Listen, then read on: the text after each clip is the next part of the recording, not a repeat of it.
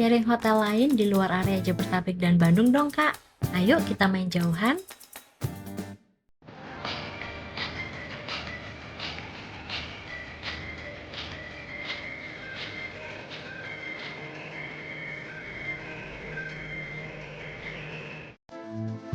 Hai teman jalan, udah lama nggak jalan bareng. Kali ini kita mainnya agak jauhan ya. Jadi long weekend liburan Imlek kemarin aku main ke area Jawa Tengah, tepatnya ke Solo dan Semarang. Sekalian buat refreshing dan juga ajakin kalian semua jalan-jalan dan juga staycation virtual. Aku berangkat dari rumah tuh jam 4 pagi dan bawa kendaraan sendiri alias road trip. Aku selalu pilih berangkat pagi karena menurut aku perjalanannya itu jauh lebih enak. Selain itu, kita juga bisa lihat matahari terbit kalau pas cuacanya lagi cerah. Dan kalau misalkan malam itu agak serem ya, soalnya kan ketemunya juga sama truk-truk kontainer gitu. Sekarang langitnya udah cerah dan sebentar lagi aku mau berhenti dulu di rest area. Biasanya kalau pas perjalanan darat tuh aku jarang ya berhenti-berhenti karena supaya hemat waktu. Paling berhenti itu kalau misalkan perlu isi bensin, ke toilet, ataupun makan. Tapi biasanya tuh aku tetap bekal, jadi makannya bisa di mobil. Sekalian, jadi kalau pas mau berhenti itu tinggal untuk isi bensin ataupun beli kopi untuk menemani perjalanan panjang. Seringnya kalau lewat tol Cipali itu, pemberhentian pertama aku pasti di kilometer 207A, karena rest areanya itu tipe A, jadi memang lengkap banget. So kalau misalkan butuh apa-apa atau mau cari apa-apa itu semuanya udah ada dan nggak perlu berhenti ke banyak tempat.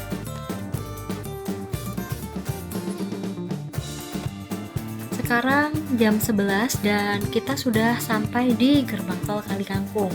Rute kali ini dari Jakarta aku langsung menuju ke Solo karena mau nginep di Solo selama 2 malam. Lalu lanjut perjalanan ke Semarang dan nginep 2 malam lagi baru balik ke Jakarta. Sepanjang perjalanan tadi tuh rest areanya penuh karena memang long weekend dan juga banyak kecelakaan. Jadi sepanjang perjalanan tadi aku udah lihat 4 kecelakaan di mana 3 mobil, 1 truk. Mobilnya itu depannya penyok parah semua. Jadi kalau kalian mau melakukan perjalanan lewat darat itu kalian harus benar-benar hati-hati. Pastikan untuk jaga jarak, kontrol kecepatan dan juga kalau misalkan ngantuk mendingan berhenti deh. Begitu masuk Solo, aku langsung berhenti makan siang dulu dan untuk tempat makan ataupun tempat beli oleh-oleh yang aku kunjungi selama di Solo, nanti kalian bisa cek di shorts yang linknya udah aku taruh di kolom deskripsi juga. Sekarang kita akan langsung menuju ke area hotelnya. Selama di Solo, aku menginap di Grand Mercure Solo Baru. Meskipun bukan hotel bangunan baru, tapi ini adalah hotel bintang 5 dengan rate-nya itu yang nggak sampai 1 juta per malamnya. Grand Mercure ini terletak tepat di sebelah Mall The Park Solo. Jadi kalau misalkan mau ke mall tinggal jalan kaki aja. Atau kalau misalkan mau ke Mall Pakuwon juga bisa jalan kaki karena jaraknya sama-sama 400 meter aja nih dari hotel. Nah, sekarang kita sudah sampai ke Hotel Grand Mercure Solo Baru. Sampai hotel langsung cari parkiran dulu. Untuk lokasi parkir hotelnya itu ada di B1. Dan setelah parkir, sekarang waktunya untuk explore Grand Mercure Solo Baru. Ini sekarang posisinya aku jalan dari bagian depan hotel, dimana kita tadi bisa lihat ada air mancur di sisi kanan aku, dan ada beberapa lampion sebagai dekorasi karena memang ini tuh minggu menjelang Imlek. Begitu masuk ke area hotelnya, kita bisa lihat kalau area lobbynya itu seperti ini.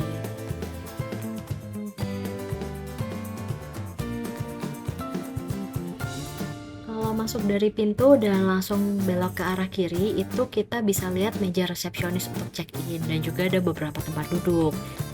Di dekat meja check-in itu ada dekorasi sesuai dengan show tahun ini.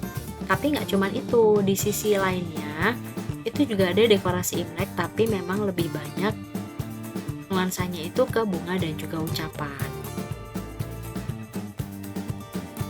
Ada stand batik dan kerajinan juga di sini. Lalu kalau misalkan mau tanya-tanya untuk konsultasi wedding itu juga bisa.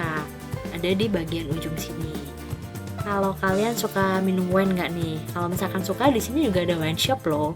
Di area lobby ini juga ada lobby lounge dan warna furniture-nya itu identik dengan warna hitam.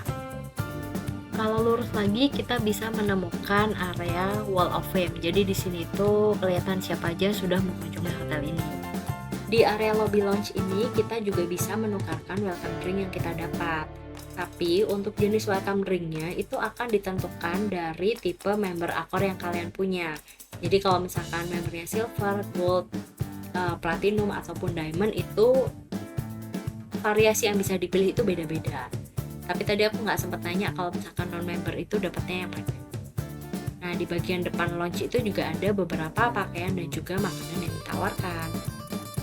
Sekarang kita akan langsung naik ke lantai 17 karena aku udah kamar di lantai 17 dan di sini tuh liftnya ada 5. Jadi nggak perlu khawatir kalau misalkan lagi rame karena liftnya ada banyak. Sampai di lantai 17, keluar dari lift itu bisa kelihatan terang banget karena ada kaca besar yang langsung dari sini tuh kita bisa lihat rumah-rumah kota Solo dan langitnya itu juga pas cerah banget jadi makin bagus view-nya. Lantai di sini full karpet dan lorongnya juga terang karena ada cahaya matahari yang masuk dari kaca yang ada di bagian ujung. Nah, sekarang aku mau sambil cari kamarku dulu.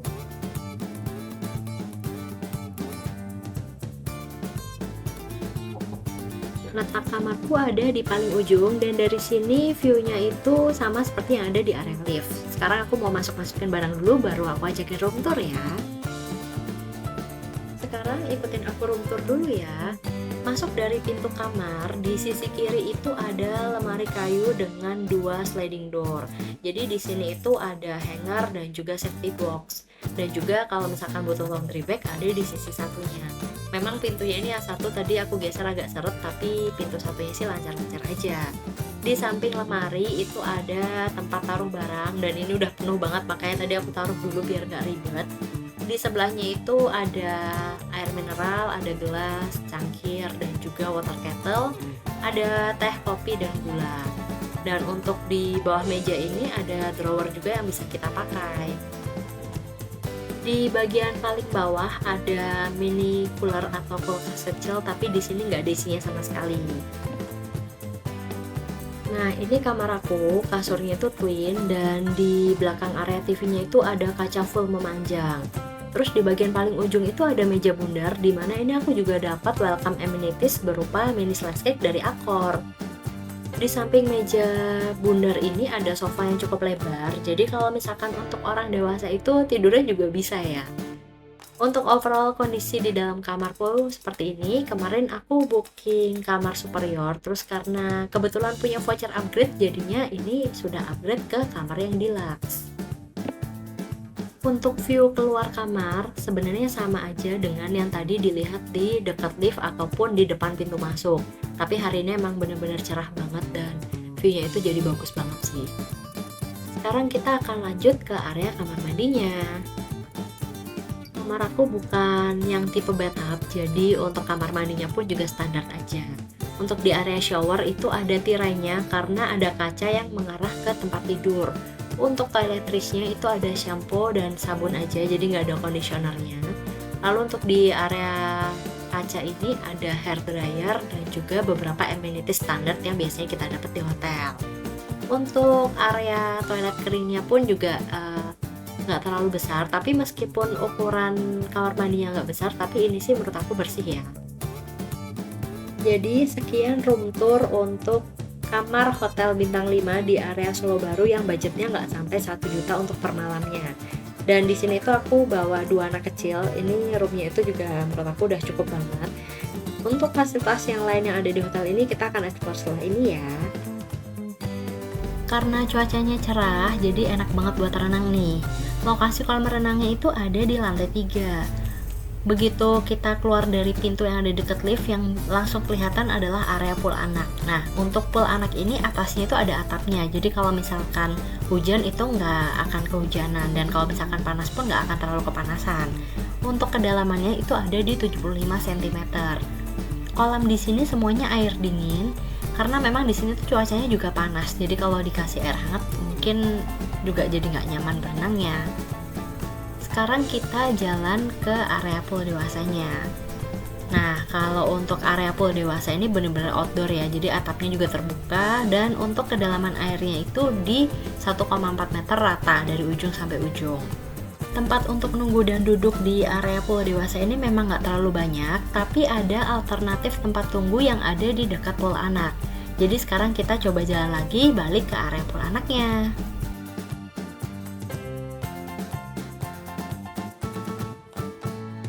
Nah, di sini itu ada resto pizza, jadi kita bisa sambil duduk di sini sambil nungguin anak. Jadi kalau misalkan mau sama ngemil juga bisa, mau cuma tunggu anak juga nggak apa-apa.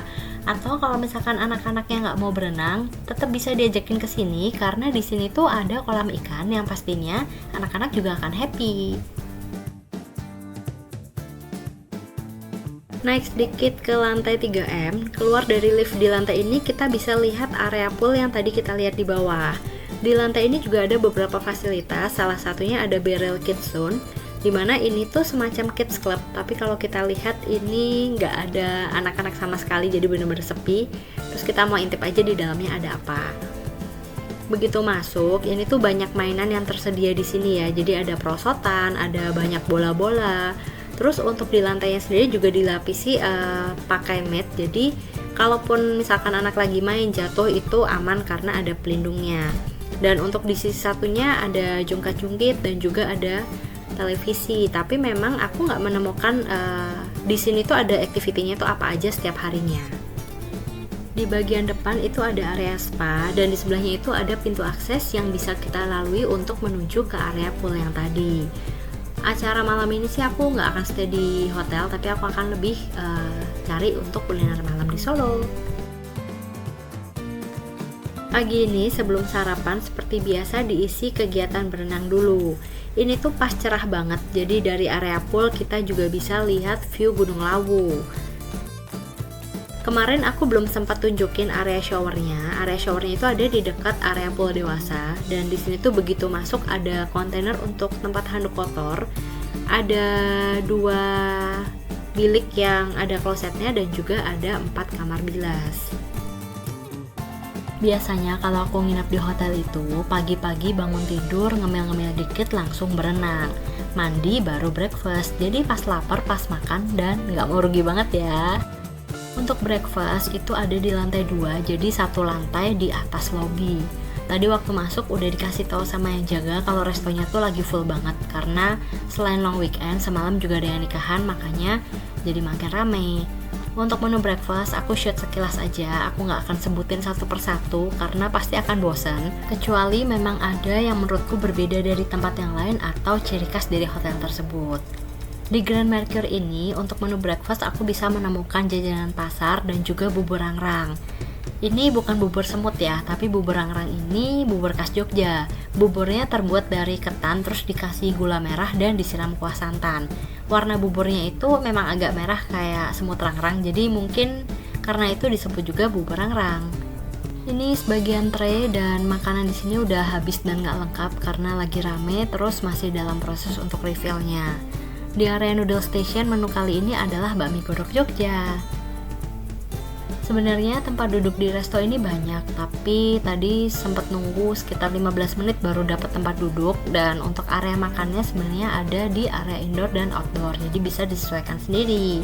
Overall untuk menu breakfast di sini pilihan dan variasinya itu lumayan banyak, tapi kadang kalau lagi ke Solo gini suka galau ya, mau breakfast di hotel atau mending keluar hotel untuk sambil kulineran. Jadi dengan harga dan fasilitas seperti ini, apakah Grand Mercure akan jadi pilihan menginapmu kalau pas main ke Solo?